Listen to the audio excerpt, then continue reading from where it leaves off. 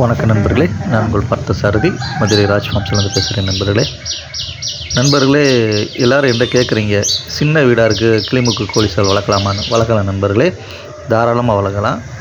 சின்ன ஒரு ரூம் இருந்தாலும் இல்லை, உங்கள் வீட்டிலே ஒரு ஓரமாக மண்ணை நீங்கள் சலிச்சு போட்டு ஒரு செங்கலை போட்டு தடுப்பாக வச்சு மூளையில் கார்னரில் அந்த கயிறு காலில் கட்ட கயிறு மாதிரி வச்சு நீங்கள் சேவல் கோழி வளர்க்கலாம். அதுக்கு முன்னால் சின்ன கூண்டுகளில் போட்டு வளங்க.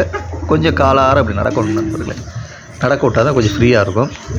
நீங்கள் இருக்கும்போது காலைல ஒரு அரை மணி நேரம், சாயந்தரம் ஒரு அரை மணி நேரம் அதை நடக்க விடுங்க. ஃப்ரீயாக நடக்க விட்டு அதுக்கப்புறம் அதை பிடிச்சி கேஜில் கூட்டில் அடைக்கலாம். இல்லை கொஞ்சம் பெருசாக ஆனதுக்கப்புறம் இந்த ஸ்டேஜெல்லாம் காலில் கயிறை கட்டுறது போடவே கூடாது. ஒரு 7-8 மாதம் கூடுனதுக்கப்புறம் நீங்கள் போட்டிங்கன்னா நல்லது. அது வரைக்கும் ஃப்ரீயாக அலையட்டும். நல்லா கால் நல்லா உலாந்து வந்தால் தான் நல்லது. பாருங்கள், நல்லா டெம்பர் டெயிலாக தான் இருக்கும் நம்மக்கிட்ட இருக்க கிளிமுக்கு விசிறிவால் கோழி சேவல்கள். பாருங்கள், வால் மோல்டிங் ஸ்டேஜ் ஒவ்வொரு தரையும் குறுத்து விழுந்து முளைக்கும். பாருங்கள், ஃப்ரீயாக தான் நம்ம விட்டுருப்போம்.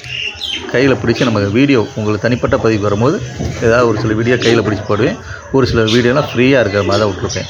பாருங்கள், நல்ல தரமான கிளிமுக்கு விசிறிவால் கோழி சேவல்கள் விற்பனைக்கு இருக்குது. இந்த தரத்தில் விடைகள் விற்பனைக்கு இருக்குது, பட்டா விற்பனைக்கு இருக்குது நண்பர்களே. முட்டையும் விற்பனைக்கு இருக்குது. ஒரு கோழி அடை வச்சுட்டேன், மிச்ச முட்டைகள் இருக்குது. வேணுன்றவங்க வாங்கிக்கலாம். நன்றி, வணக்கம்.